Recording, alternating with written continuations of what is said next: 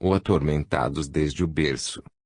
Segundo observamos, portanto, as existências interrompidas, no alvorecer do corpo denso, raramente constituem balizas terminais de prova indispensável na senda humana, porque, na maioria dos sucessos em que se evidenciam, representam cursos rápidos de socorro ou tratamento do corpo espiritual desequilibrado por nossos próprios excessos e inconsequências, compelindo-nos a reconhecer, com o apóstolo Paulo, que o nosso instrumento de manifestação, seja onde for, é templo da força divina, por intermédio do qual, associando corpo e alma, nos cabe a obrigação de aperfeiçoar-nos, aprimorando a vida, na exaltação constante a Deus. Há casos de desencarnação estando o espírito desdobrado, por exemplo, nas zonas umbralinas e o corpo em estado comatoso. Isso pode acontecer perfeitamente, do ponto de vista da exteriorização do pensamento, porque céu e inferno, exprimindo equilíbrio e perturbação, alegria e dor, começam invariavelmente em nós mesmos. Os espíritos encarnados que sofreram desequilíbrio mental de alta expressão voltam imediatamente à lucidez espiritual após a desencarnação. Isso nunca sucede, porquanto a perturbação dilatada exige a convalescência indispensável, cuja duração naturalmente varia com o grau de evolução do enfermo em reajuste.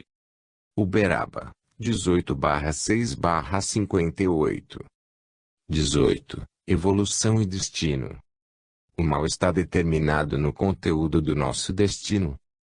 Ninguém nasce destinado ao mal, porque semelhante disposição derrogaria os fundamentos do bem eterno sobre os quais se levanta a obra de Deus. O espírito renascente no berço terrestre traz consigo a provação expiatória a que deve ser conduzido ou a tarefa redentora que ele próprio escolheu. De conformidade com os débitos contraídos. Prevalece aí o mesmo princípio que vige para as sociedades terrestres, pelo qual, se o homem é malfeitor confesso, deve ser segregado em estabelecimento correcional adequado para a reeducação precisa e, se é apenas aprendiz no campo da experiência, com dívidas e créditos, sem falta grave a resgatar, é justo possa pedir às autoridades superiores, que lhe presidem os movimentos, o gênero de trabalho ou de luta em que se sinta mais apto ao serviço de autoaperfeiçoamento. Entendamos, porém, que, se perpetrou delito passível de dolorosa punição, não é ele internado na penitenciária ou no trabalho reparador para que se desmande, deliberadamente, em delitos maiores, o que apenas lhe agravaria as culpas já formadas perante a lei. É natural que o devedor, nessa ou naquela forma de resgate, venha a sofrer fortes impulsos e recidivas no erro em que faliu, tanto maiores quão mais extenso lhe tenha sido o transviamento moral. Entretanto, a provação deve ser assimilada como recurso de emenda, nunca por válvula de expansão das dívidas assumidas. Desse modo, ninguém recebe do plano superior a determinação de ser relapso ou vicioso, madraço ou delinquente, com passagem justificada no latrocínio ou na dipsomania, no meretrício ou na ociosidade, no homicídio ou no suicídio. Padecemos, sim, nesse ou naquele setor da vida, durante a recapitulação de nossas próprias experiências, o impulso de enveredar por esse ou aquele caminho menos digno, mas isso constitui a influência de nosso passado em nós, instilando-nos a tentação, originariamente toda nossa, de tornar a ser o que já fomos, em contraposição ao que devemos ser. Qual a relação percentual de tempo existente entre os estágios que o espírito de elevação mediana vive como encarnado e como desencarnado?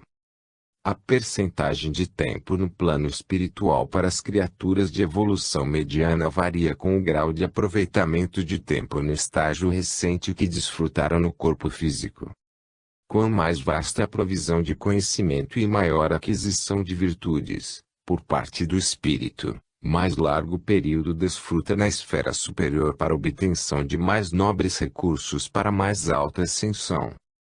poderíamos identificar algum elo da evolução que existe no plano extrafísico e que é desconhecido na Terra. Além do plano físico, a investigação humana encontrará material valioso de observação para elucidar os variados problemas concernentes à evolução do ser. Ainda, na atualidade, os instrutores espirituais intervêm na melhoria das formas evolutivas inferiores nas quais o princípio inteligente estagia. Sim, porque todos os campos da natureza contam com agentes da sabedoria divina para a formação e expansão dos valores evolutivos. Dentre todos os animais superiores, abaixo do homem, qual é o detentor de mais dilatadas ideias fragmentos? O assunto demanda longo estudo técnico na esfera da evolução, porque há ideias fragmentos de determinado sentido mais avançadas em certos animais que em outros. Ainda assim, nomearemos o cão e o macaco, o gato e o elefante, o moar e o cavalo como elementos de vossa experiência usual mais amplamente dotados de riqueza mental, como introdução ao pensamento contínuo. Pedro Leopoldo, 22/6/58. 19. Predisposições mórbidas. Como aprendermos a existência das predisposições mórbidas do corpo espiritual? Não podemos olvidar que a imprudência e o ócio se responsabilizam por múltiplas enfermidades, como sejam os desastres circulatórios provenientes da gula, as infecções tornadas de higiene, os desequilíbrios nervosos nascidos da toxicomania e a exaustão decorrente de excessos vários. De modo geral, porém, a etiologia das moléstias perduráveis, que afligem o corpo físico e o dilaceram, guardam no corpo espiritual as suas causas profundas. A recordação dessa ou daquela falta grave, mormente daquelas que jazem recalcadas no espírito, sem que o desabafo e a corrigenda funcionem por válvulas de alívio às chagas ocultas do arrependimento, cria na mente um estado anômalo que podemos classificar de zona de remorso, em torno da qual a onda viva e contínua do pensamento passa a enovelar-se em circuito fechado sobre si mesma, com reflexo permanente na parte do veículo fisiopsicossomático ligada à lembrança das pessoas e circunstâncias associadas ao erro de nossa autoria. Estabelecida a ideia fixa sobre esse nódulo de forças desequilibradas, é indispensável que acontecimentos reparadores se nos contraponham ao modo enfermiço de ser, para que nos sintamos exonerados desse ou daquele fardo íntimo ou exatamente redimidos perante a lei. Essas encristações de energias profundas, no imo de nossa alma, expressando as chamadas dívidas kármicas, por se filiarem a causas infelizes que nós mesmos plasmamos na senda do destino, são perfeitamente transferíveis de uma existência para outra. Isso porque, se nos comprometemos diante da lei divina em qualquer idade da nossa vida responsável, é lógico que venhamos a resgatar as nossas obrigações em qualquer tempo, dentro das mesmas circunstâncias nas quais patrocinamos a ofensa em prejuízo dos outros. É assim que o remorso provoca distonias diversas em nossas forças recônditas, desarticulando as sinergias do corpo espiritual, criando predisposições mórbidas para essa ou aquela enfermidade, entendendo-se, ainda, que essas desarmonias são, algumas vezes, singularmente agravadas pelo assédio vindicativo dos seres a quem ferimos, quando humanizados a nós em processos de obsessão. Todavia, ainda mesmo quando sejamos perdoados pelas vítimas de nossa insânia, detemos conosco os resíduos mentais da culpa, qual depósito de lodo no fundo de calma piscina, e que, um dia, viram à tona de nossa existência, para a necessária expulsão, à medida que se nos acentue o devotamento à higiene moral. Como pode o débil mental comandar a renovação celular do seu corpo físico? Não será lícito esquecer que, mesmo conturbada, a consciência está presente nos débeis mentais ou nos doentes nervosos de toda a espécie, presidindo, ainda que de modo impreciso e imperfeito, o automatismo dos processos orgânicos. Existem parasitas ovoides vampirizando desencarnados? Sim, nos processos degradantes da obsessão vindicativa, nos círculos inferiores da Terra, são comuns semelhantes quadros, sempre dolorosos e comoventes pela ignorância e paixão que os provocam. Como entenderemos o mecanismo de atuação da justiça superior nos casos de endemias rurais, em que populações inteiras são assoladas periodicamente pelas mesmas doenças? As endemias são quase sempre doenças que graçam numa coletividade ou numa região, dependendo de causas simplesmente locais. Devemos, assim, capitulá-las, não obstante os casos kármicos individuais que se agravam por influência delas, no quadro das conquistas higiênicas que o homem é naturalmente obrigado a realizar por si, como preço devido ao progresso comum. No estado comatoso, onde se encontra o psicossoma do enfermo, junto ao corpo físico ou afastado dele. No estado de coma, o aprisionamento do corpo espiritual ao arcabouço físico, ou a parcial liberação dele, depende da situação mental do enfermo. Quais os principais métodos usados na espiritualidade para o tratamento das lesões do corpo espiritual? Na espiritualidade, os servidores da medicina penetram, com mais segurança, na história do enfermo para estudar, com o êxito possível, os mecanismos da doença que lhes são particulares. Aí, os exames nos tecidos psicossomáticos com aparelhos de precisão, correspondendo às inspeções instrumentais e laboratoriais em voga na Terra, podem ser enriquecidos com a ficha kármica do paciente, a qual determina quanto à reversibilidade ou irreversibilidade da moléstia, antes de nova reencarnação, motivo por que numerosos doentes são tratáveis, mas somente curáveis mediante longas ou curtas internações no campo físico, a fim de que as causas profundas do mal sejam extirpadas da mente pelo contato direto com as lutas em que se configuraram.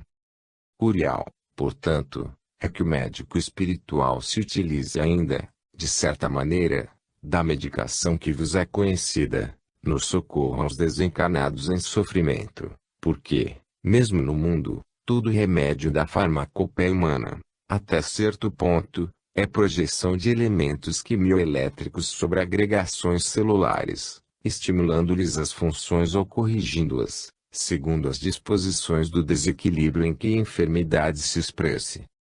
Contudo, é imperioso reconhecer que na esfera superior o médico não se ergue apenas com o pedestal da cultura acadêmica, qual ocorre frequentemente entre os homens, mas sim também com as qualidades morais que lhe confiram valor e ponderação, humildade e devotamento, visto que a psicoterapia e o magnetismo, largamente usados no plano extrafísico, exigem dele grandeza de caráter e pureza de coração.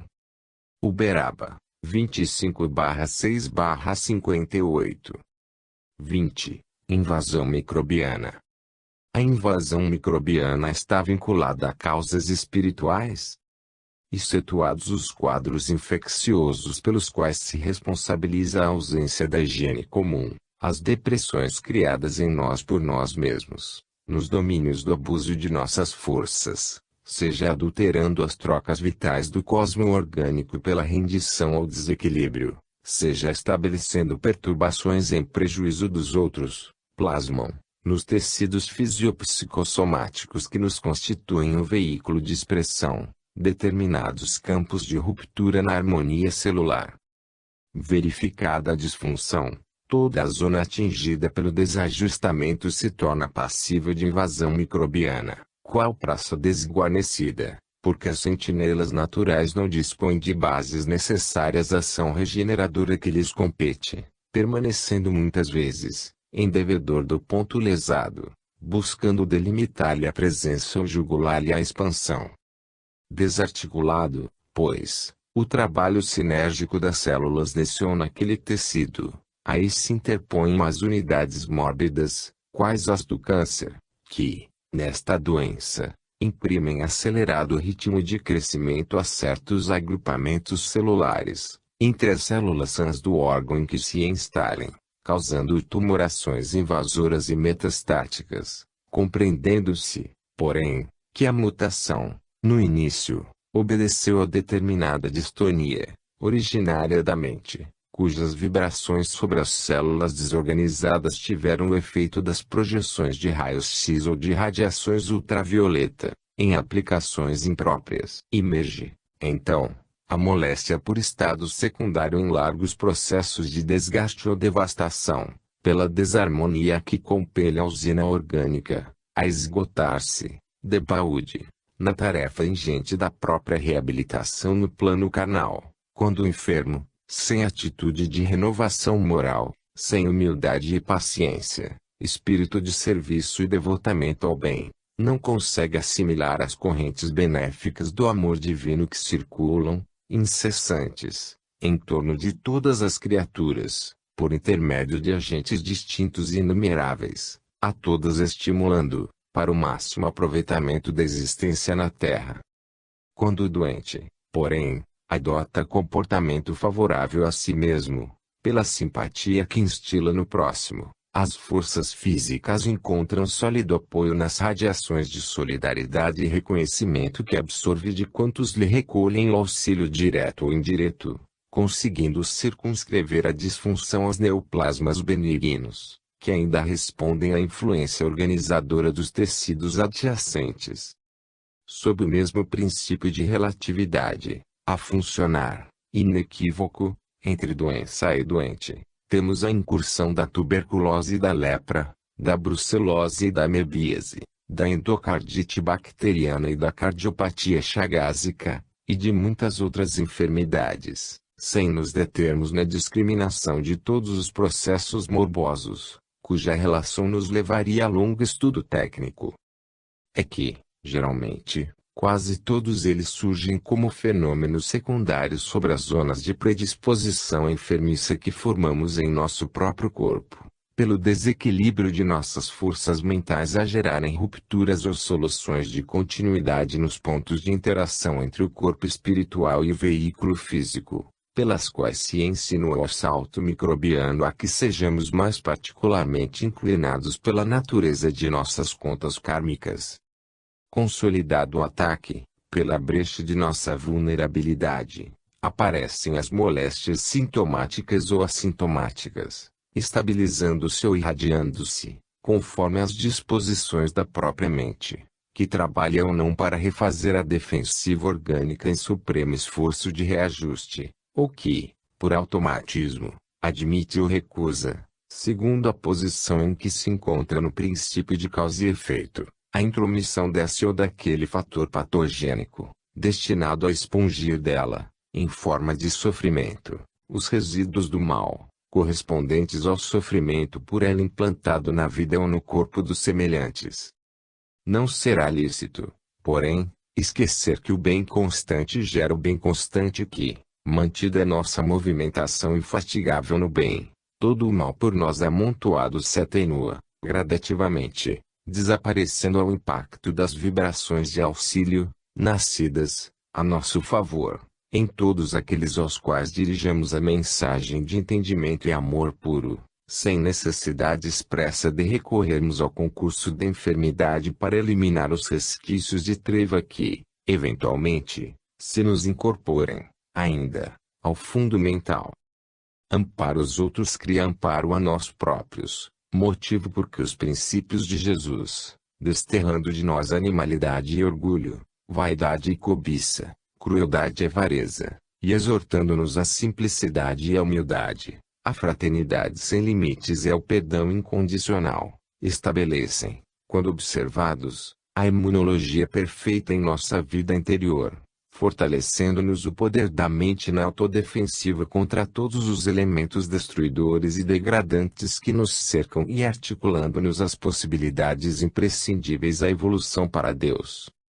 Pedro Leopoldo, 29/6/58. Porque nós somos cooperadores de Deus. Paulo.